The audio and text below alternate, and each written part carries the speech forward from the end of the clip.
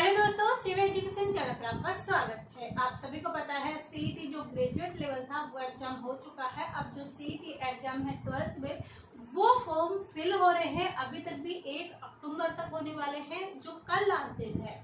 तो जिन्होंने अभी तक फॉर्म फिल नहीं किया है वो कल जाकर फॉर्म फिल कर दीजिएगा। इसके अलावा आप अपने लेवल को देख सकते हो कि सीईटी वाले ये देखिएगा, जो कहा गया था कि सीईटी ग्रेजुएट लेवल के अंदर राजस्थान के इतने क्वेश्चन पूछे जाएंगे, ये इतने क्वेश्चन होंगे, ऐसे होगा, लेकिन वो पेपर एकदम एवरेज बैठा।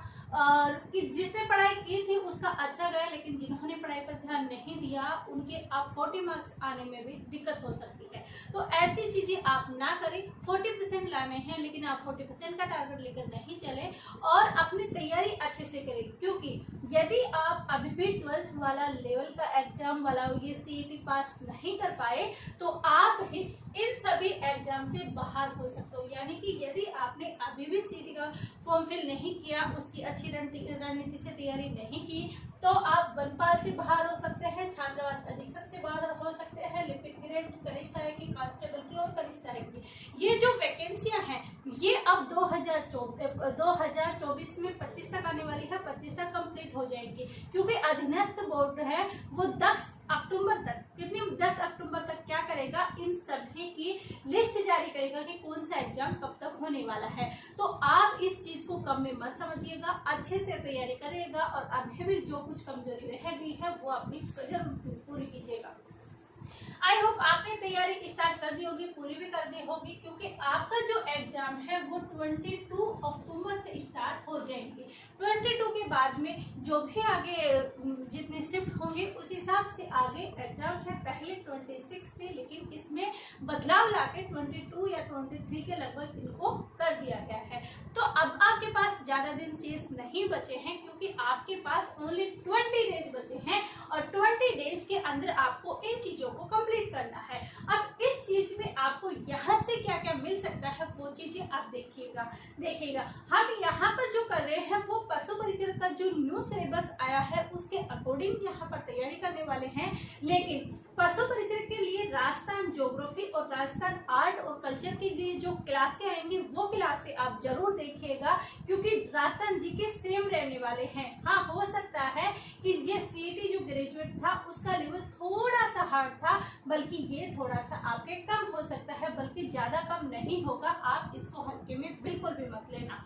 दूसरी बात यदि ये हम देखते हैं कि उसके अंदर आप राजस्थान की जीके का देखिएगा, वहां तक कंप्लीट नहीं होगा राजस्थान जीके, लेकिन रेगुलर जो क्लासें आती है वो आप देखते रहिएगा। इसके अलावा राजस्थान जीके की समस्त क्लासें आपको यूट्यूब चैनल पर मिल जाएगी।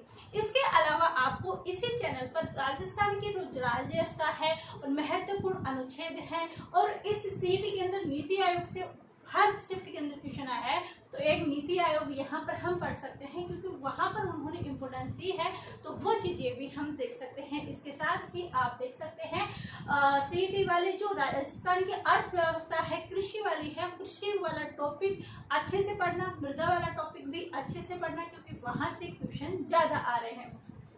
तो इन सब टॉपिकों को आप लेकर चलिएगा। इसके साथ ही राजस्थान की राज्य व्यवस्था का पर डे 1 टॉपिक करके राजस्थान की राज्य व्यवस्था और राजस्थान की ज्योग्राफी दोनों आपको इसी चैनल पर कंप्लीट करा दी जाएगी आपकी एग्जाम से पहले। तो आप वो क्लासें जरूर देखना। और राजस्थान की जीके की यदि आप पशु परिचय वाली जो क्लासें आने वाली है वो देखो तो वो देख लेगा, लेकिन उनमें आपका लगेगा टाइम। आप स्पीड के साथ जो पहले यहाँ पर राजस्थान ज्योग्राफी आर्ट और कल्चर की सारी क्लासें दे चुके हैं वो क्लासें देखिएगा और बिल्कुल हल्के में मत लीजिएगा, अच्छे से तैयारी कीजिएगा। और आपको जरूर ही यहाँ पर सीईटी क्लियर करना है, क्योंकि सीईटी वाले क्या रहते हैं, एकदम फ्रेशर स्टूडेंट रहते हैं। ग्रेजुएट वाले क्या है कि वो पहले से एग्जाम काफी दे भी चुके होते हैं और काफी दिए भी होते हैं। लेकिन सीईटी को एक सीईटी जो 12th बेस वाले हैं, 12th बेस वाले के पास टीचर की गाइडेंस रहती है, वो 12th तक सारे टीचर के अकॉर्डिंग पढ़ते हैं, लेकिन 12th बाद में उनके खुद के ऊपर आ जाता है। और काफी तो क्या होते हैं कि इनका एक कोर्स ले लेते हैं, तो जिनके पास हो सकता है एलिजिबिलिटी है कोर्स ले लेंगे तो वो कोर्स ले लेते हैं, फिर वो टीचरों के वर्ग में हो जाते हैं।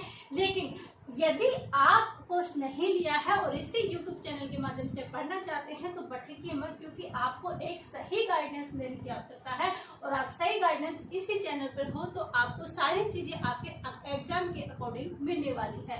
तो इस चैनल पर सारी चीजें मिलेगी।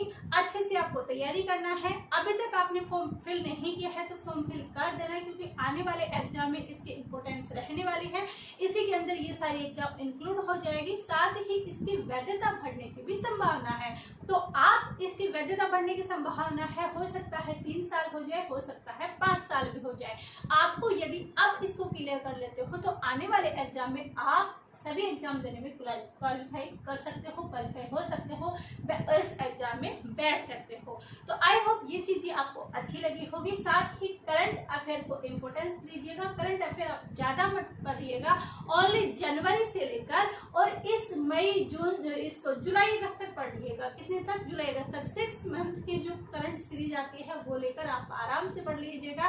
राष्ट्रीय अंतर्राष्ट्रीय की जो करंट अफेयर की बुक आती है, राजस्थान की भी आती है, अंतर्राष्ट्रीय की आती है, अर्धवार्षिक जो आती है उसको आप पढ़ लीजिएगा। कोई भी एक बुक लाकर उस करंट अफेयर में से आपके जरूर क्वेश्चन बन जाएंगे। तो ऐसी आप एक स्पेशल रणनीति लेकर, साथ ही आपके 20 डेज बचे हैं तो टेस्ट ज्यादा से ज्यादा कीजिएगा, ज्यादा से ज्यादा क्वेश्चनों का अभ्यास कीजिएगा, क्योंकि ये टेस्ट और ये अभ्यास ही हैं जो आपको आगे तक पहुंचा सकते हैं। तो ये चीजें थी सीईटी के लिए जो स्टूडेंट प्रिपरेशन कर रहे थे उनके लिए बस एक छोटी सी गाइडेंस है। आई होप आपको पसंद आई होगी। पसंद आई है तो लाइक कीजिएगा, शेयर कीजिएगा, और इसी चैनल पर आप नए हो, आज ही आपने ये वीडियो देखी है और सब्सक्राइब नहीं किया है तो प्लीज सब्सक्राइब जरूर कीजिएगा। आप सभी का धन्यवाद। Thank you.